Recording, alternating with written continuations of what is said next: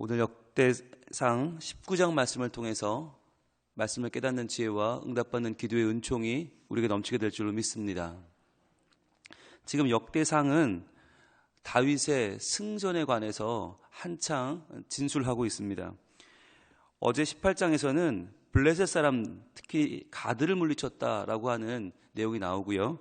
유브라데 강까지 진출했다라는 이야기가 나오고, 아람, 그 거친 북쪽 아람에 수비대를 두어서 그들을 점령했다라고 하는 이야기가 나와요. 그래서 어제의 포인트는 다윗이 어디로 가든지 여호와께서 이기게 하셨다는 것이었습니다. 그러니까 하나님께서 다윗에게 주셨던 은혜는 승전의 은혜다. 어떠한 적을 만나도 다 이기는 은혜였다는 것이에요. 그렇다면 다윗이 호전적이어서 정말 싸움꾼이어서 모든 나라를 들쑤시고 다녔던 것인가? 모두와 만나는 사람마다 다 싸우자 그래서 싸워서 그들을 이겼던 것인가? 오늘의 19장은 그게 아니다라고 하는 이야기를 하고 있어요. 다윗이 싸우고 싶어 싸운 것이 아니다. 하나님이 그들을 다윗 손에 붙이셨다는 거예요. 하나님이 다윗 손에 붙이셨다는 말이 뭐냐면 그들이 찾아와서 우리랑 좀 싸우자 그랬다는 거예요. 아니, 보통은 싸움을 잘하는 애한테 안 덤비잖아요. 싸움 못하는 애들이 굳이 싸움 잘하는 애한테 시비를 걸거나 가서 야, 우리랑 싸울래? 이러지 않잖아요. 왜냐하면 그래봤자 자기 손해니까. 그런데 다윗 시대에는 그런 일이 벌어졌다는 거예요. 다윗이 일부러 싸우려고 야 빌민을 만들고 뭔가 우리랑 싸울래 이랬던 것이 아니라 싸움 못하는 애들이 와서 다윗한테 덤볐다. 그러다가 걔네가 졌다는 거예요. 그러니까 이게 인간적인 역사로 말하면 어떻게 해요? 인간적인 역사는 항상 강한 나라가 약한 나라를 침범하잖아요. 그래서 침범해서 자기 영토를 넓히잖아요. 그게 인간의 역사예요. 그게 인간의 제국을 만들어가는 역사잖아요. 약육강식이죠. 강한 나라가 약한 나라를 치어서 복종시키는 거. 그런데 하나님 나라의 방법은 그게 아니라는 거예요. 강한 다윗이 약한 나라를 쳐들어가서 그 나라를 위협하고 빼앗는 것이 아니라 다윗은 가만히 있는데 약한 나라가 오히려 덤벼와서 자기네가 일부러 전쟁을 붙였다가 지더라는 것이죠. 이게 어떤 일이냐? 그러니까 오늘 19장의 내용은 이것은 인간의 역사와는 다르다라고 하는 이야기예요. 인간의 제국과는 다른 나라가 형성되었다. 사람의 역사로는 설명할 수 없는 일이 벌어지고 있다. 왜 그런가? 그것이 하나님이 하시는 일이다라고 지금 설명하고 있는 것입니다. 오늘 1절 봅니다. 그 후에 암몬 자손의 왕 나하스가 죽고 그의 아들이 대신하여 왕이 되니, 이렇게 시작을 해요. 암몬이라고 하는 나라가 어떻게 다윗에게 종속되었는가를 보여주는데, 우리가 어제 본 내용이 이제 블레셋이잖아요. 블레셋과 아람인데, 블레셋이 그 당시에 가장 강력한 나라였다고 한다면 아람도 만만치 않은 나라였어요. 게다가 어제 에돔도 다윗에게 지고 다윗이 거기에 수비대를 뒀거든요. 자, 어제 내용을 요약한 말씀이 어디냐면 18장 11절입니다. 어제 본문 역대상 18장 11절에 보시면 어제의 내용이 요약되어 있습니다. 같이 읽어볼까요? 다윗 왕이 그것도 여호와께 드리되 에돔과 모압과 암몬 자손과 블레셋 사람들과 아말렉 등 모든 이방 민족에게서 빼앗아 온 은금과 함께하여 드리니라 그랬어요. 에돔, 모압, 암몬, 블레셋, 아말렉이 나와요. 표시해 보세요. 이 나라들이 이제 하나님이 다윗에게 붙여주셨던 주변 국가들이에요. 그러니까 에돔, 모압, 암몬은 길르앗 땅이죠. 요단 동편에 있는 땅이고, 블레셋은 요단 서편 중에서도 가장 지중해 쪽 해안가고요. 아말렉은 그 일대에 있는 모든 가나안 사람들을 또 가리키는 말이기도 합니다. 그러니까 결국 이 말은 뭐냐면 하나님의 주변 국가를 다 다윗에게 주셨다는 이야기예요. 근데 이 중에서 에돔, 모압, 블레셋, 아말렉은 18장의 내용이 나와요. 왜 그랬나가 나오는데 누가 안 나오나? 암몬은 안 나와요. 이 중에서 암몬에 대한 이야기는 18장에 따로 없어요.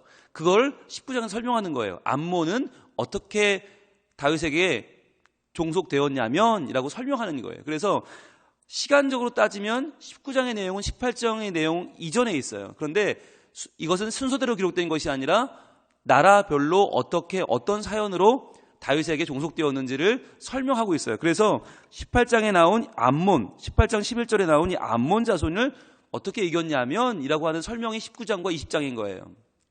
자, 그래서 암몬은 어떻게 다윗에게 종속되었나 보겠습니다. 자, 암몬 왕 나하스가 죽었어요. 그의 아들 대신하여 왕이 되었는데 2절 다윗이 이르되 한운의 아버지 나하스가 전에 내게 호의를 베풀었으니 이제 내가 그의 아들 한운에게 호의를 베풀리라 하고 사저들을 보내서 그의 아버지의 죽음을 문상하게 하니라. 다윗의 신하들이 암몬 자손의 땅에 이르러 한운에게 나아가 문상하매 그랬어요. 자, 여러분, 지금 다윗은요 이 암몬과 싸울 마음이 전혀 없어요. 암몬과 싸우려고 한 게 아니에요. 암몬의 왕 나하스가 죽었는데 나하스가 전에 호의를 베푼 게 있었다. 이 나하스가 누구냐면 여러분 사무엘상 11장에 보시면 처음에 사울이 왕이 될 때 처음에 사울은 왕이 될 마음이 없었어요. 그런데 그때 이 나하스라는 암몬 왕이 이스라엘을 쳐들어옵니다. 그래서 쳐들어와서 사무엘상 11장에 나하스가 야, 나 따르지 않으면 눈을 나 뽑아버릴 거야 이렇게 막 거친 말을 해요. 그러니까 이스라엘 사람들이 두렵잖아요. 야, 우리 눈을 뽑는데 어떻게 그랬더니 야, 누구라도 좀 도움을 청해봐. 아, 우리에게 왕이 있었지. 사울이요, 도와주세요. 그래서 사울이 짜잔 하고 등장해서 처음으로 적군을 물리치고 이스라엘 사람들의 마음을 모아서 내가 왕이다 라고 했던 그 전투가 바로 암몬 사람 나하스와의 전투였어요. 그러니까 암몬 사람 나하스는 사울에게 보기 좋게 패한 왕이에요. 그러니까 그 당시 사울이라고 하는 이 팔레스타인의 맹주의 적이죠. 일종의 한번 졌으니까. 그러니까 나하스가 사울에게 일을 갈지 않았겠어요? 그러고 있는데 사울에게 쫓기는 사람이 생겼어요. 그게 다윗이죠. 그러니까 아마도 나하스가 사울에게 쫓기는 다윗을 보호하지 않았겠는가. 성경에 나오지는 않지만. 그래서 아마도 그러한 인연이 둘 중에 있지 않았을까. 그 당시에 사울이 절대 권력이니까 사울의 적이었던 나하스와 사울의 적이었던 다윗이 서로 돕는 입장이지 않았을까라고 추측해 보는 거예요. 자, 그랬다면 다윗 입장에서는 이 한운이 얼마나 불쌍했겠어요. 자기가 잘 지냈던 나하스가 죽었는데 그 아들이 한운이니까 아마 한운에게 사신을 보냈을 것이다. 문상을 했을 것이다 라고 하는 거죠. 자, 그런데 문상한 것까지는 다윗은 죄가 없어요. 그냥 문상만 했어요. 그런데 3절입니다. 암몬 자손의 방백들이 한운에게 말하되 왕은 다윗이 조문사절을 보낸 것이 왕의 부친을 존경함인 줄로 여기시나이까? 그의 신하들이 왕에게 나온 것이 이 땅을 엿보고 정탐하여 접목시키고자 함이 아니니까 하는지라. 자, 이건 지금 뭘 말하는 거냐면 다윗은 죄가 없다는 거예요. 다윗은 문상만 했는데 자기네가 오해를 한 거죠. 오해를 해서 다윗이 우리를 지금 치려고 정탐하려고 사신들을 보낸 것입니다 라고 그들이 스스로 오해해서 왕에게 지금 고하고 있는 거죠. 자, 지금 역대의 기자의 입장을 아시죠? 다윗은 죄가 없다라고 하는 이야기를 하고 있는 거예요. 그들이 오해를 한 거예요. 자, 그래서 4절 한운이 어떻게 해요? 이에 다윗의 신하들을 잡아 그들의 수염을 깎고 그 의복을 볼기 중간까지 자르고 돌려보내매 그랬어요. 절대적으로 오해를 하는 거죠. 자, 약한 나라가 강한 나라를 절대로 넘보면 안 되는데 사신들을 어떻게 했어요? 수염을 잘랐다.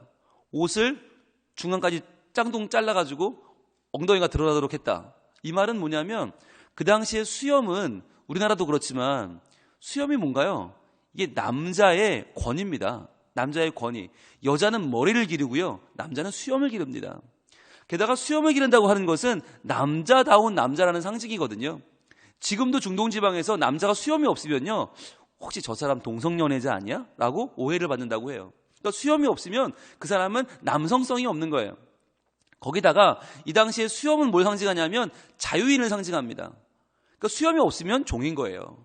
그러니까 수염이 없다라는 얘기는 뭐냐면 수염을 잘랐다는 얘기는 너희는 우리 종이다라는 뜻이죠. 너희는 남자도 아니고 너희는 우리 종이다, 자유인도 아니다 라고 하는 아주 심한 욕을 한 거죠. 게다가 옷을 엉덩이가 들어가도록 잘랐다는 이야기는 얼마나 무시한 거예요. 완전히 이거는 전쟁을 하자는 이야기죠. 자, 그랬는데도 불구하고 5절입니다. 어떤 사람이 다윗에게 가서 그 사람들이 당한 일을 말하니라. 그 사람들이 심히 부끄러워하므로 다윗이 그들을 맞으러 보내 왕이 이르기를 너희는 수염이 자라기까지 여리고에 머물다가 돌아오라 하니라. 자, 다윗이 이 말을 듣고 너희가 감히 우리나라의 사신들한테 그딴 일을 했어? 너희 한번 죽어봐. 그리고 전쟁을 했어요? 안 했어요? 안 했다는 거예요.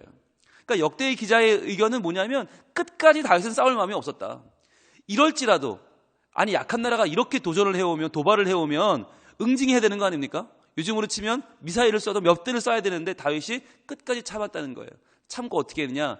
사신들의 명예를 위해서 여리고에서 머물다가 거기서 수염이 다 자라면 예루살렘으로 돌아오라라고 했다는 거죠.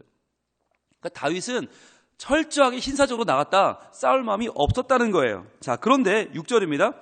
암몬 자손이 자기가 다윗에게 밉게 한 줄 안지라. 생각해보니 잘못했거든요. 그랬더니 어떻게 했냐? 찾아가서 야, 우리 사과해야겠다, 잘못했다고 말해야겠다가 아니라 어떻게 했냐? 한운과 암몬 자손은 더불어 은 1000달란트를 아람 나하라임과 아람 마아가와 소바에 보내 병거와 곧 마병을 삭 내되, 곧 병거 32,000대와 마아가 왕과 그의 군대를 고용하였더니 그들이 와서 메드바 앞에 진침해 암몬 자손이 그 모든 성으로부터 모여 와서 싸우려 한지라. 자, 다윗은 싸울 마음이 없어요. 그냥 문상만 했어요. 그런데 자기네끼리 오해를 하고 자기네끼리 사신을 욕보인 다음에 야, 이거 큰일 났구나 싶어서 자기네끼리 전쟁을 준비하는 거예요. 암몬은 지금 이스라엘에 덤빌 만한 깜이 안 돼요. 그런데 왜 덤벼요? 이해가 안 되죠? 이게 역대기 기자가 말하는 거, 이거 하나님이 하신 일이다. 다윗이 일부러 싸우려고 한 게 아니라는 거예요. 자, 오죽하면 이 암몬이 싸울 능력이 없으니까 어떻게 해요? 은 1000달란트를 내고 아람 사람들을 사와요. 그런데 아람 나라가 어떤 나라예요? 이 전장 18장에서 다윗에게 초토화된 나라예요. 그러니까 진 나라를 불러오는 거예요. 이게 또 말이 안 되죠. 다윗과 싸우려면 좀 이긴 나라, 다윗보다 강한 나라를 데려와야 되는데 다윗한테 초토화된 나라를 데려와요? 이거 말이 안 되잖아요. 그러니까 이게 인간의 역사로는 이렇게 될 수가 없다는 거죠. 하나님이 암몬을 다윗 손에 붙이기 위해서 이 일을 하셨다는 거죠. 크게 보면 암몬도 다윗도 이럴 일이 아니에요. 근데 왜 이러고 있나? 하나님이 하셨다는 거예요. 자, 그러면 은 1000달란트는 얼마냐? 좀 알고 가면 좋겠죠? 은 1000달란트. 그럼 우리가 이 정도 냈으면 한 나라가 움직인다 그러면 뭐 얼마쯤 될까? 보통은 여러분 한 달란트, 은 한 달란트라고 하면 이건 무게의 개념이거든요. 무게. 여러분 얼마 전에 이스라엘 유물 특별전을 시민공원에서 했어요. 저희 교육자들이 다녀왔거든요. 은 한 달란트를 들어보는 코너가 있어요. 무게를 체험하는 코너가 있어요. 근데 한번 딱 들어봤더니 무겁더라고요. 이거를 여유 있게 들 수가 없어요. 굉장히 무거워요. 그러니까 이거를 돌로 만들어서 이렇게 들어보게 했는데, 중량감을 느끼게 했는데, 이게 워낙 고되기 때문에 지금 학자들의 의견이 조금씩 다릅니다. 그래서 20kg라는 사람도 있고 40kg라는 사람도 있고. 그런데 어느 정도 근사치가 얼마냐? 34kg예요. 한 달란트는 34kg다. 자, 34kg, 은 34kg인데 이 한 달란트는 정확하게 6,000 드라크마고요. 6,000 드라크마라는 이야기는 한 드라크마가 하루 일당이니까 만약에 하루 일당을 지금 한 7만 원만 잡으면 6,000 드라크마면 4억 2천만 원이에요. 은 한 달란트는 4억 2천만 원이다. 그러면 지금 은 1000달란트는 얼마예요? 4,200억 원이죠. 4,200억 원. 어마어마한 돈입니다. 4,200억 원을 주고 지금 군사를 사온 거예요. 4,200억을 주고. 예. 어마어마한 돈이죠. 그러니까 암몬이 이 돈을 가지고 차라리 다윗과 화친을 했으면 살았겠죠. 근데 이 돈을 가지고 군대를 사서 전쟁을 벌이니까 암몬도 다윗에게 종속되어 버리고 마는 것입니다. 여러분, 그러니까요. 여기서 우리가 알 수 있는 것이 물질적으로 풍요하다, 돈이 있다라고 하는 것이 우리에게 때로는 해가 되는 거예요. 왜? 돈은 있고 지혜가 없으면 그게 해가 돼요. 돈이 있고 지혜가 있으면 그게 날 살리고 널 살려요. 다 살려요. 그런데 돈이 있는데 지혜가 없다? 그 돈으로 용병을 사서 다윗과 싸움을 붙는데 그것도 다윗에게 초토화된 용병을 사와요? 그건 말이 안 되는 거잖아요. 그러니까 돈 쓰고 욕 먹고 나도 지고 불행한 거죠. 암몬이 그러고 있다는 거예요. 그러니까 우리가 사실 구할 것은 돈이 아니에요. 지혜를 구해야 되는 거예요. 하나님, 제가 가지고 있는 이 돈과 이 시간과 제 모든 것을 어떻게 사용해야 됩니까? 지혜를 구해야 되는데 암몬은 하나님을 안 믿는 나라니까 지혜를 구하지 않아요. 그냥 돈으로 해결하다 보니까 오히려 그 돈 때문에 망합니다. 그래서 자, 7절에 병거 32,000대 사왔죠. 마아가 왕 사왔죠. 그의 군대에 고용했죠. 자, 그래서 싸우자고 진을 칩니다. 그랬더니 8절, 다윗이 듣고 요압과 용사의 온 무리를 보냈더니. 자, 다윗은 싸울 마음이 없었지만 암몬이 이렇게까지 나오니까 그래? 그럼 할 수 없지. 그리고는 싸우러 나갔어요. 9절, 암몬 자손은 나가서 성문 앞에 진을 치고 도우러 온 여러 왕은 따로 들에 있더라. 암몬 왕과 아람의 도우러 왕들이 지금 이스라엘을 양쪽으로 경계를 하고 싸움에 나섰다는 이야기죠. 자, 그런데 여기서 볼 때는 이스라엘이 지금 코너에 몰린 것 같잖아요. 그런데 그게 아니라 14절 한번 봅니다. 요압과 그 추종자가 싸우려고 아람 사람 앞에 나아가니, 자, 아람 사람이 돈 받고 왔죠. 용병이죠. 나아가니 그들이 그 앞에서 도망하고 그랬어요. 자, 아람 사람들은 목숨 걸고 싸울까요? 안 싸울까요? 안 싸우죠. 왜? 돈 받고 왔으니까.